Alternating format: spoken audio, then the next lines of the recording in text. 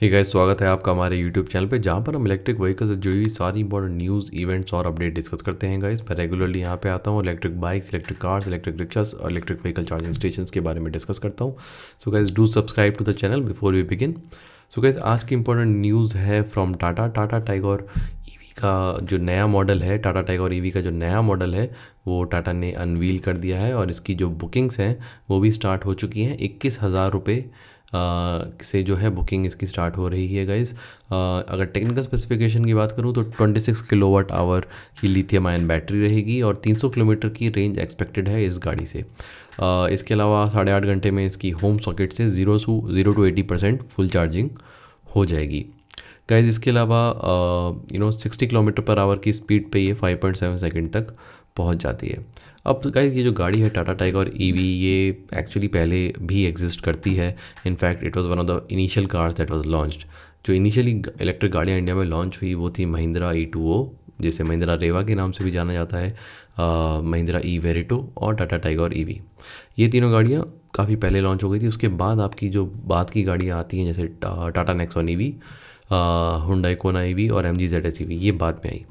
मेरे लिए सबसे इंटरेस्टिंग पॉइंट होगा जानना कि अगर अब टाटा फिर से टाइगर ईवी का दूसरा मॉडल लॉन्च कर रहा है, उसके अंदर कनेक्टर कौन सा होगा, उसके अंदर सॉकेट कौन सा होगा। That is the most important thing to me. कि मेरे लिए सबसे ज़्यादा इंपॉर्टेंट चीज़ ये है क्योंकि जो पुरानी गाड़ियाँ थी महिंद्रा की ई वेरिटो, E2 और टाटा टाइगर ईवी, इसमें जो चार्जिंग सॉकेट्स था वो था यूज़ हुआ था वो था चाटेमो। अब जो नए सॉकेट्स जो गाड़ी के अंदर आते हैं, जैसे कि Tata Nexon, MG ZS, Hyundai कोना, वो है CCS और टाइप 2। तो मार्केट अब CCS और टाइप 2 की तरफ बढ़ चुका है। अब देखना है कि टाटा इस नए मॉडल में कौन सा लॉन्च करती है, बिकॉज अब चार्डेमो के साथ एक गाड़ी को लॉन्च करना डजंट मेक सेंस, क्योंकि अब जितने भी चार्जिंग स्टेशंस लगाए जाएंगे या फिर लगाए जाने चाहिए वो टाइप 2 और CCS के होने चाहिए। That is one important thing that I will look into. इसके अलावा गाइज, रेंज अगर 300 किलोमीटर की क्लेम हो रही है तो एक्चुअल रेंज कितनी है, दैट इज़ वेरी इंपॉर्टेंट, क्योंकि स्टैंडर्ड टेस्टिंग कंडीशन में अगर आप रेंज बता रहे हो तो एक्चुअल कंडीशन में उसकी रेंज काफ़ी अलग निकलती है। सो ये भी चीज़ हमें देखनी रहेगी। Guys, moving on to the second news that is Ola. Obviously हम सबको पता है कि ओला ने अपना नया स्कूटर लॉन्च कर दिया है, S1 और S1 Pro। S1 की प्राइस है 1 लाख रुपये और S1 Pro की जो प्राइस है वो है अराउंड 1,29,000 रुपीज़। तो 1,30,000 के करीब उसका प्राइस है। सो गाइस, अब जो कंसर्न है क्या, क्योंकि ओला ने एक तरीके से मार्केट को किक स्टार्ट कर दिया है, मार्केट को एक धक्का दे दिया है, एक पुश दे दिया है, एक इलेक्ट्रिक शॉक लग गया मार्केट को एकदम से। तो अब जो बाकी प्लेयर्स हैं जैसे कि एथर और बजाज, क्या वो भी ओला के साथ प्राइस वॉर में कूद पड़ेंगे। बजाज का स्कूटर तो ऑलरेडी 1 लाख पे लिस्टेड था, लेकिन एथर जिसके 2 स्कूटर हैं, एथर 450 प्लस और एथर 450X, 1.25 लाख और 1.44 लाख, क्या वो अपने प्राइस कम करेगा या फिर वो नया मॉडल लॉन्च करेगा। सो ओला के आने से मार्केट में काफ़ी गर्मा गर्मी हो गई है। तो अब एक प्राइस वॉर एक्सपेक्टेड है, क्योंकि प्राइस वॉर में फ़ायदा तो कंज्यूमर का होता है क्योंकि हर कोई प्राइस कम कर रहा होता है, लेकिन किस हद तक OEMs प्राइस कम करेंगे, किस हद तक ये लड़ाई जाएगी, ये अब हमें देखना रहेगा। जो यूलू एक कंपनी है उसके CEO का इंटरव्यू छपा है, तो उन्होंने ये भी बोला है कि जो हार्डवेयर कंपनीज़ हैं उनके लिए थोड़ा प्राइस वॉर डिफ़िकल्ट हो जाता है।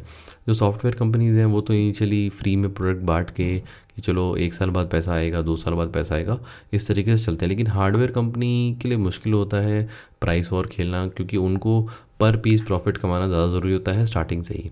सो देखना रहेगा कि मार्केट कैसे इवॉल्व करता है after Ola has launch such a good scooter with such good tech specifications.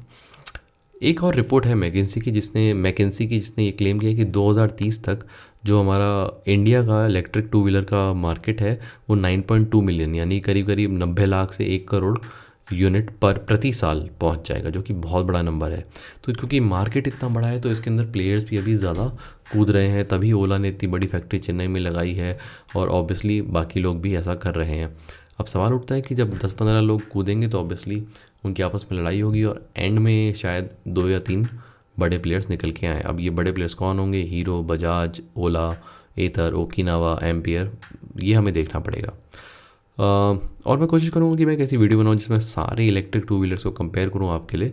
So I will try to make a video जिसमें सारा एक्सप्लेन करूँ कि ये टू व्हीलर्स हैं मार्केट में इस प्राइस में और इस रेंज में। सो मैं उसको एक अलग वीडियो में कवर करूँगा। Moving on to the next news guys, ये न्यूज़ है दादर से। दादर में एक नया इलेक्ट्रिक व्हीकल चार्जिंग स्टेशन लगाया गया है और जिसका उद्घाटन आदित्य ठाकरे ने किया है। गाइस यहाँ पे 4 चार्जिंग स्टेशन है दादर में, उसमें से 4 में से जो 7 चार्जिंग स्टेशन है और उसमें से 4 जो हैं वो फास्ट है। सो दादर वाले लोग, आप लोग बधाई, अगर आपको चार्जिंग करनी है, इलेक्ट्रिक गाड़ी लेने की सोच रहे हैं तो ले सकते हैं और दादर जाके चार्ज कर सकते हैं। जो पैसा पर यूनिट है वो है 15 रुपये पर यूनिट। ये रेट आपको वहाँ पे पे करना पड़ेगा guys. So guys that's it for today. I hope you like my video. Do subscribe to the channel अगर आप इलेक्ट्रिक व्हीकल से जुड़ी हुई सारी इंपॉर्टेंट न्यूज़, इवेंट्स और अपडेट से वाकिफ़ रहना चाहते हैं। So guys thank you, see you in the next video, till then good bye.